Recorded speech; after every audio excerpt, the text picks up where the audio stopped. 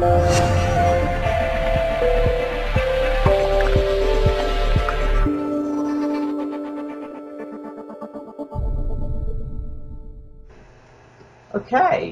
so this is Joseph Assard interviewing Michael Shackleford for Roulette.co.uk. Hello, Michael. Michael is Hello. perhaps better known by his moniker, the Wizard of Oz. So we're going to have a little chat, and hopefully it'll be very enlightening. Thank you very much for agreeing to do this, by the way, Michael. You're welcome. Thank you for having me. Do you prefer Michael or Mike, by the way? Mike. Great. Okay. So, first question. Since launching your first website in 1997, you've gone on to become a serious authority on gambling systems, betting optimization, and advantage play. Could you tell us about that journey to becoming the Wizard of Oz? Well, thanks for the compliment. It's a long story, but here's the executive summary. I'm a accredited actuary. That means that I'm licensed to crunch a lot of statistics, and I used to do this for the government when I lived in Baltimore, Maryland. During this time, just as a fun project, I created a website about gambling, as you said, around 1997.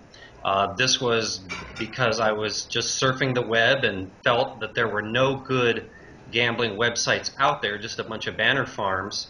So I thought, in one day I could create the best website on gambling out there because I already knew so much about gambling. So I did. And, I added to it from time to time with new games, and it quickly developed a good following. Somehow people found it, even though I never spent a penny on advertising, and people offered to pay me to analyze new games, and eventually I started taking advertising on the site, and it was doing so well that I felt that if I quit my government job, I could do much better just running my website. So in the year 2000 I did. I'm one of the few people to voluntarily leave a government job without retiring, and have devoted myself to my websites ever since. Well, that is the ultimate online success story. The idea of abandoning a government job to run a personal website to something much bigger. That's fantastic. Yeah, that's the American dream. Indeed. Well, it's the everywhere dream, I think. So, next question. On your website, you describe your brand philosophy in regards to gambling as the Wizard of Oz. If you're going to gamble, you should have the best information possible so you can have the best chances of winning and can minimize your losses if you do lose. That's a direct quote from your site. Would you mind Yes. expanding on this basic brand philosophy for us? Well, I recognize that people like gambling, and uh, I'm not trying to shake people and say don't gamble at all unless you have an advantage. No, I'm realistic. People enjoy gambling. So, for example, if somebody likes to play craps, I want to tell them, if you're going to play craps, here's how you should play it. Make the line bets, take the odds, avoid all the sucker bets in the middle of the table. If somebody likes, a sucker game like, say, the big six wheel, I'm going to say, well, if you must play this, here's the best bet on the table, but, hopefully they would notice better bets on my website. And of course, roulette's definitely not a sucker game, of course. In your country, roulette is not a bad bet, especially on the even money bets. The house advantage is only 1.35%. Sure. Yes, you could do better in baccarat or blackjack, but it's a lot better than our awful roulette at 5.26%. Yeah. And yes, and furthermore, I'm all in favor about knowing what you do about anything. I think knowledge is a good thing, and if you like gambling, you should understand gambling, and if you like fishing, you should understand fishing, and I'm a big fan of learning in general. Of course, absolutely. And mention of the envy of you guys across the pond in terms of our roulette wheels. We encounter that a lot when we speak to our users online. Something we are very proud of. Okay, in your opinion, is it fair to say that most gamblers don't really understand the odds attached to the games they play? And if they did, do you think they continue to gamble? Yeah, I absolutely think that most gamblers have no idea what they're doing. Every time I play at the casino, I get into arguments with other players. For example, in blackjack, let's say I have a blackjack and the dealer's showing ace, and the dealer asks for, do you want even money? I always say no unless I'm counting. And if I say no, all the other players call me an idiot. So, um, so, and in any other game, say Ultimate Texas Hold'em, I refuse all the side bets, and I get called an idiot. So, I absolutely think that the vast majority of gamblers are clueless, and I strongly feel that gamblers should know what they're talking about. So I have a very low opinion of American gamblers, and I can't really speak that much for outside the world. But what if gamblers knew more? That's a good question. Would it take the fun out of the game? And I remember one time I was at my brother's wedding, and I was playing blackjack with my uncle, and I kept trying to teach him, the odds favor doing this and doing that, and he was just playing awful in blackjack. And he said, Mike, if I played by the book, it would take all the fun out of it. And and for people like him, maybe it would. But I'm a scientific, by the book kind of guy, and I can't help but play the right way. Um, but gambling is also supposed to be for fun. My philosophy is I can only lead a horse to water, but I can't make him drink. So my website is the water, and it's up to the world if they want to drink from it or not. I don't really care. Fair enough. It's interesting, actually. You're talking about the different kinds of utilities people derive from gambling. I mean, some would argue that when you gamble, you're effectively paying for entertainment. So my bankroll is just a kind of time limit on the amount of time I get to spend playing. So there's no right way to gamble per se. It's just whatever derives the most entertainment within my means.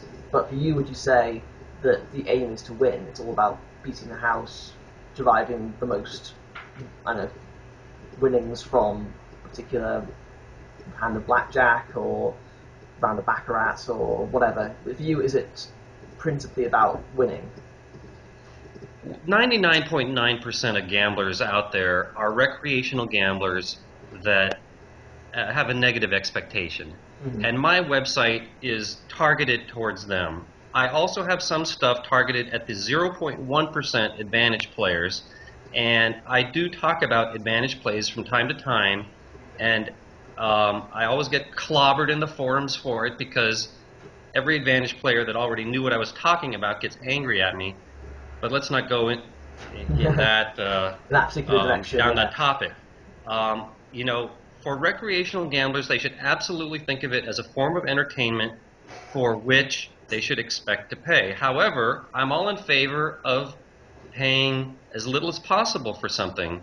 For example, if a gallon of gas costs $3 at one station and $4 right across the street, I'd rather pay the $3. Much like in blackjack, some games have a house advantage of 0.3%, and some games have a house advantage of 2%. I'd much rather pay the 0.3%, and I'd rather not lose money to mistakes.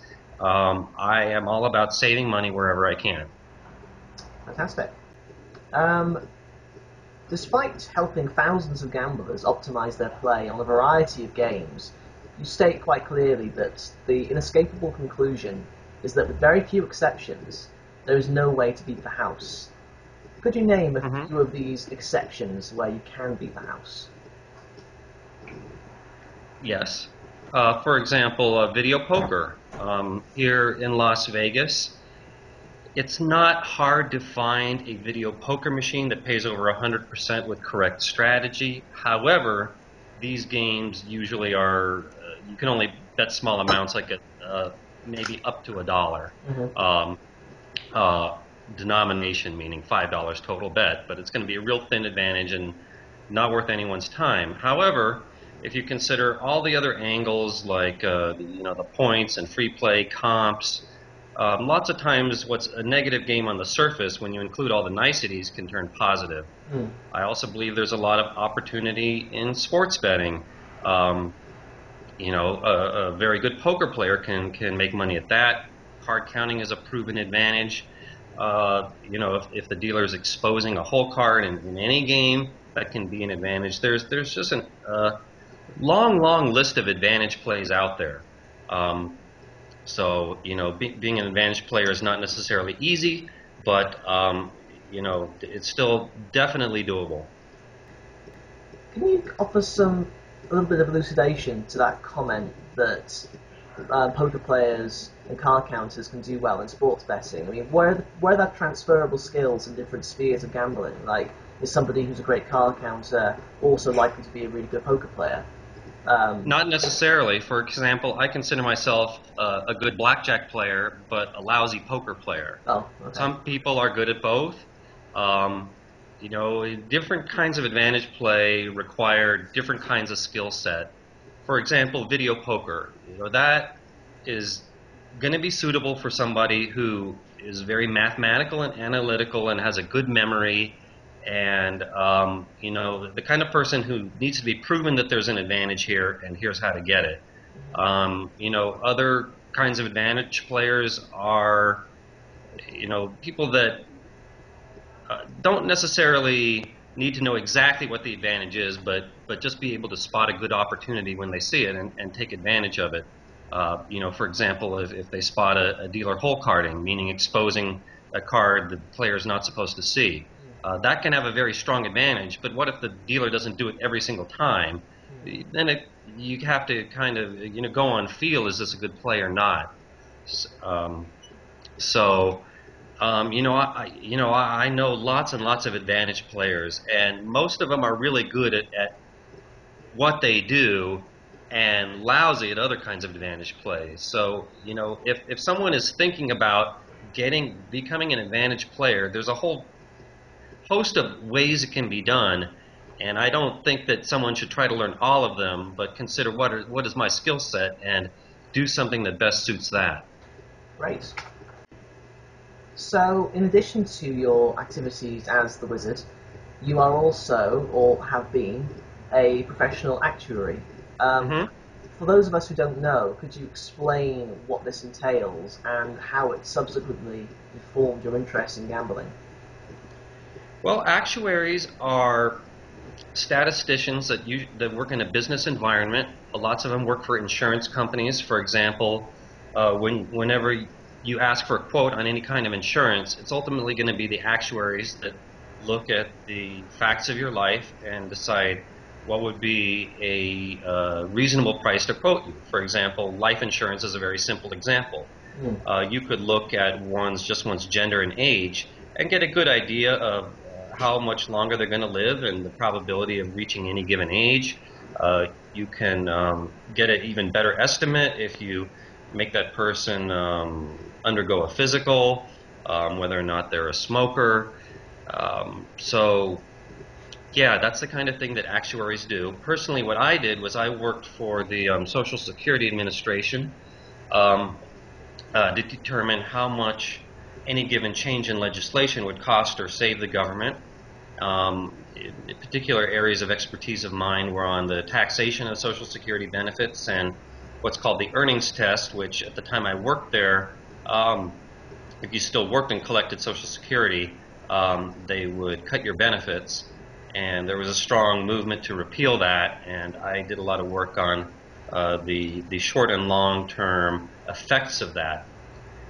So yeah, basically a glorified bean counter. That's very modest of you, I'm sure. So, And I think you asked about how, the process of becoming one. yeah. Here in the U.S., when I did it, there were 10 different tests you had to go through to become an associate and an additional 5 to become a fellow. So through the 90s, I worked on these tests and I passed them all in about 5 years.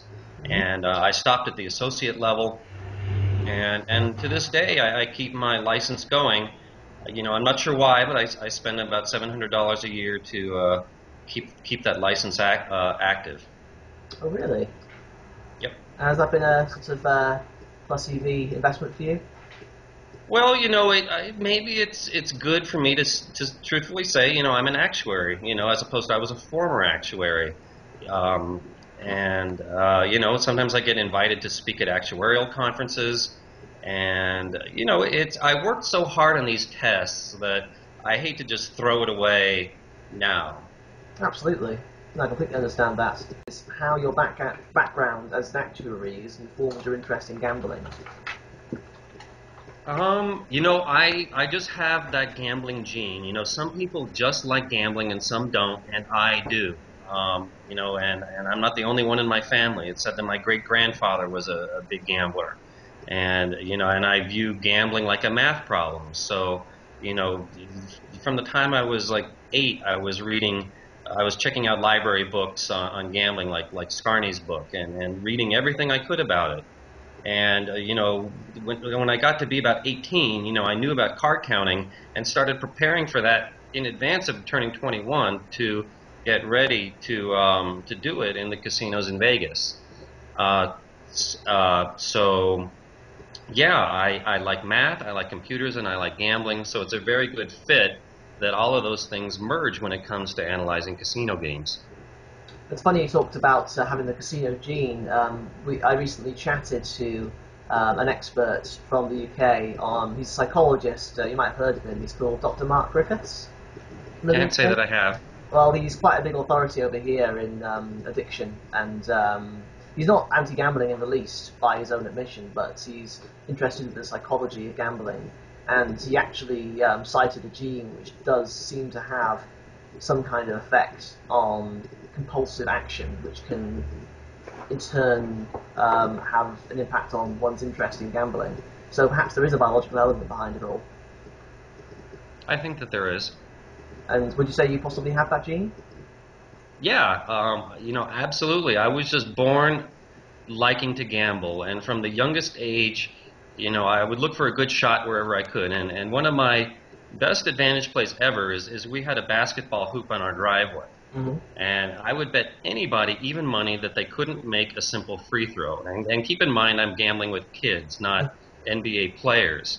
And I knew that when I said this to the hotshot athletes, their ego would be challenged and they would take that bet. And I knew that none of them could do 50%. So, it was, a great bet in my opinion. Did I always get paid? No, but, on a mathematical basis, I did very well with it. Okay, great. Well, good to have a little insight into the history of your interest there. Okay, so next question. We touched on this really briefly earlier, but I'd like to have a chat about transferable skills from gambling. Now, you mentioned that certain skills are transferable between games and certain skills aren't, but in your view, do you think that there are skills that can be obtained from gambling or that are shared by experienced gamblers that can be useful in non-gambling pursuits, say some professional contexts? We obviously use your experience in your line of work, in your capacity as a advantage gambler. I mean, is it possible that other people might be able to do the same thing? Well, unfortunately, I don't think that professional gambler is the best thing to put on a resume. Not yet, no. I It works for trading, apparently. Excuse me? It works for trading, apparently. Some people have actually been employed as traders because they're really good at video poker. Well, good point. Good point. I think if somebody, could convince a potential employer how difficult it is to be a good video poker player, how it requires very fast dexterity, a good Mm-hmm. memory, a very dedicated, exacting person, Mm-hmm. yes, that is what makes for a good video poker player. So, I think that it's hard to be an advantage player, and depending upon what type you are, it requires a very, specific skill set. Are there many jobs out there in the workplace for advantage players? No, it's something you just got to do on your own. Mm-hmm. However, I think that anybody who would make a good professional gambler probably would be good at something else in the general economy. But you just have to take that on a case by case basis. Um, uh, yeah. Oh well, never mind. There's still hope, maybe. Sort of slightly related to that. Is it really possible to make a living as a gambler in 99% of cases, even with advantage players? Because I mean, I remember reading about a world memory champion who visited Vegas and very surreptitiously engaged in a lot of card counting, but he only made about $16,000 over the course of about 6 months. I mean, that's not the kind of thing that, it's certainly not the kind of high-flying lifestyle that a lot of people picture when they think of professional gambling. Is it really possible to make a living out of gambling? I believe that if somebody tries hard enough and is very dedicated to what they do, yes, but it's not easy, and it takes money to even get started. Especially things like card counting and video poker. It takes a lot of money to make a little money at Yeah. first. Uh, I think that most people that try to be a advantage player eventually fail. Most of them overbet their bankroll and bust out. Some of them are also compulsive gamblers, and if they can't find a positive play, they'll do a negative play, and that'll burn them out. So, and there's a lot of people that are truly recreational gamblers that get lucky and then think they're an advantage player. So I think that the number of legitimate advantage players is not that high, to be perfectly honest with you. I think the ratio of people who think they're advantage players to real advantage players is like 10 to 1. Uh, Given that the house always has a significant advantage against players, do you think it's important to educate gamblers about odds and optimization strategies so as to better level the playing field? Is that part of your objective? Yeah, my objective is to teach players about gambling. And, if somebody wants to learn how to play any given game as best as possible, that's why I'm here. If I ran, for example, a website about fishing, I would try to teach people how to catch as many fish as possible. I'm just all about excellence and learning and doing the best job that you can. Great. Okay, so you're based in the United States, but presumably you're a fairly well-travelled individual. You've seen a few different places, from what I understand. You mentioned you were in London. I Uh, was just in London 2 weeks ago. okay, how was that?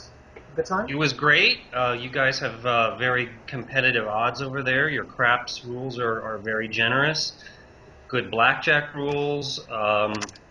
The casinos there I thought were a little too uniform, not as fun as the Vegas casinos. But London in general, just had a great time and looking forward to coming back. Did you check out our first ever, as a nation, super casino in Stratford when you were here?